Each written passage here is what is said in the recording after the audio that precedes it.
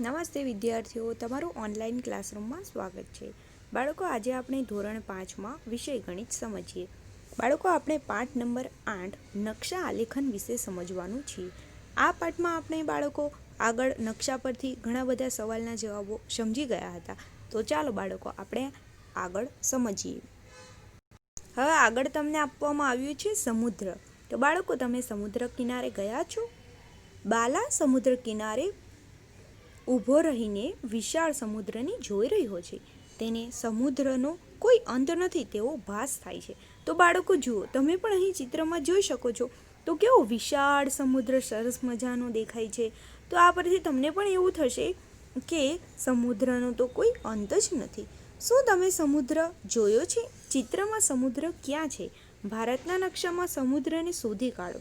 નકશામાં સમુદ્રને કયા રંગથી દર્શાવવામાં આવ્યો છે? તો બાળકો, આપણે સવાલના જવાબ સમજીએ. તો હા, મેં સમુદ્ર જોયો છે. ચિત્રમાં સમુદ્ર બાલાને સામેની તરફ છે.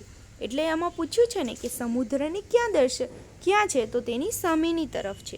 ત્યારબાદ પૂછ્યું છે આપણને કે ભારતના નકશામાં સમુદ્રને શોધી કાઢો. તો આપણા ભારતના નકશામાં જે આપણે આગળના વિડીયોમાં જે નકશો જોઈ ગયા તેમાં સમુદ્ર વાદળી રંગ જે દર્શાવે છે તે સમુદ્ર છે.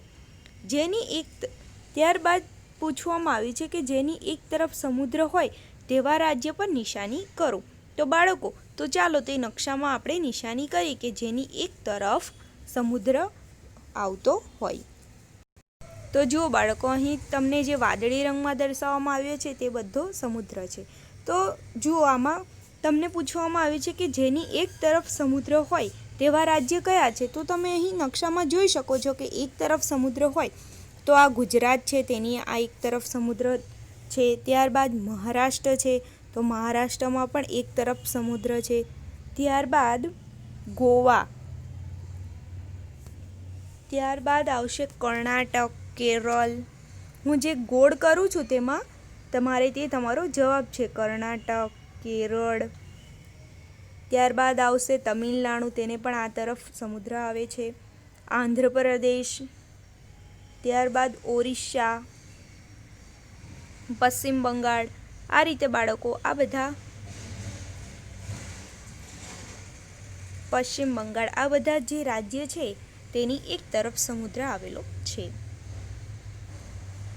ત્યારબાદ તમને પૂછવામાં આવ્યું છે કે એક એવા રાજ્યનું નામ આપો કે જેની એક પણ તરફ સમુદ્ર ન હોય. તો ચાલો બાળકો, તે આપણે નકશામાં જોઈએ અને કહીશું કે કયું રાજ્ય આવશે.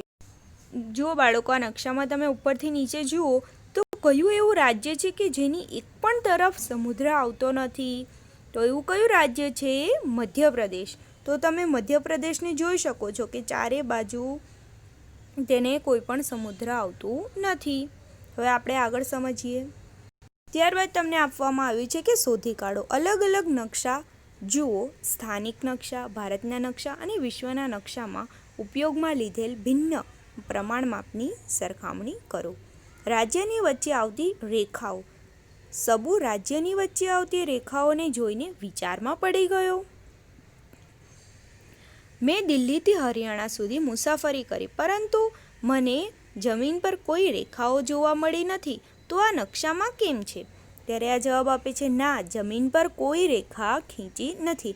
નકશામાં આ રેખા દ્વારા આપણને એક રાજ્યના અંત તથા બીજા રાજ્યની શરૂઆતની ખબર પડે છે. તો જો બાળકો, આ સબુ છે તે શું વિચારે છે? તો એ એમ કહે છે કે મેં દિલ્હીથી હરિયાણા સુધી મુસાફરી કરી તો પણ મને તો વચ્ચે રસ્તામાં કોઈ જ રેખા જોવા ન મળી, જે રીતે આપણે નકશામાં જોઈ શકીએ છીએ. ત્યારે આ છોકરી જવાબ આપે છે કે ના, જમીન પર કોઈ રેખા ખેંચી હોતી નથી. નકશામાં તેને રેખા દ્વારા આપણને એક રાજ્યના અંત તથા બીજા રાજ્યની શરૂઆત ખબર પડે છે, એટલા માટે રેખા નકશામાં બતાવવામાં આવે છે. અરે હા, અમે સીમા પર ટોલ ટેક્સ ચૂકવ્યો હતો. મેં એક મોટા પાટિયા પર લખેલું વાંચ્યું હતું, હરિયાણામાં તમારું સ્વાગત છે. એટલે કે હરિયાણા ત્યાંથી શરૂઆત થાય છે. હવે આપણે આગળ સમજીશું શહેરો વચ્ચેનું અંતર. તો જુઓ બાળકો, નકશા નંબર 6માં તમે જોઈ શકો છો. નકશામાં 5 શહેરો આપેલા છે. શોધી કાઢો. કયા 5 શહેરો છે તે તમે અહીં જોઈ શકો છો નકશામાં. ત્યારબાદ તેના પરથી સવાલ જવાબ પૂછ્યા છે કે નકશામાં ઇડલીપુર અને બરફીપુરથી કેટલા સેમી દૂર આવેલું છે. કેટલા સેમી દૂર છે તો આપણે અહીં જોઈશું. પહેલાં ઇડલીપુર ક્યાં લખવામાં આવ્યું છે? ઇડલીપુર અહીં આપ્યું છે, ઇડલીપુરથી બરફીપુર. તો જો બાળકો, આ તમારે ખાસ સ્કેલની મદદથી તમારે આ માપવાનું છે. હવે આમાં આપ્યું છે કે 1 સેમી બરાબર તમારે 10 કિલોમીટર જેટલું લેવાનું છે. તો બાળકો, તમે તમારી સ્કેલની મદદથી પાઠ્યપુસ્તકમાં માપશો તો તમને આ 5 સેમી જેટલું અંતર જણાશે. એટલે જવાબમાં આવશે કે 5 સેમી દૂર આવેલું છે. ત્યારબાદ આપ્યું છે કે ઇડલીપુરથી બરફીપુર જવા માટે તમારે કેટલા કિલોમીટરની મુસાફરી કરવી પડે. જુઓ બાળકો, તેના માટે અહીં પ્રમાણમાપ આપવામાં આવ્યું છે. તો જુઓ, 1 સેમી બરાબર 10 સેમી. તો અહીં આપણે દાખલો કરી શકીએ કે જુઓ, 1 સેમી બરાબર 10 કિલોમીટર આપ્યું છે, કિમી લખ્યું છે. તો 5 સેમી બરાબર કેટલા થશે?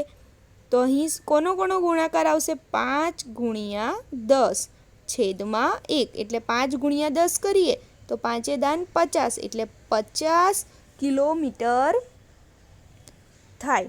એટલે શું અમે જવાબમાં કેટલા કિલોમીટરની મુસાફરી થશે? 50 કિમીની મુસાફરી થશે. આ રીતે બાળકો તમારે ખાસ નોટબુકમાં પણ દાખલો કરવાનો રહેશે. ત્યારબાદ ત્રીજો છે કે ઇડલીપુર અને બરફીપુરના રસ્તા પર મધ્યમાં ખમણપુર આવેલું છે, તેના પર કેનું નિશાન કરો. તો જુઓ બાળકો, અહીં તમે જોઈ શકો છો કે ઇડલીપુર અને બરફીપુરની વચ્ચે તમારે એકદમ વચ્ચોવચ, એટલે કે આખું 5 સેમીનું હોય તો તમારે 2.5 સેમીના તે તમારે 2.5 સેમી સ્કેલની મદદથી માપવાનું અને તેની વચ્ચોવચ શું લખવાનું? કે લખવાનું છે.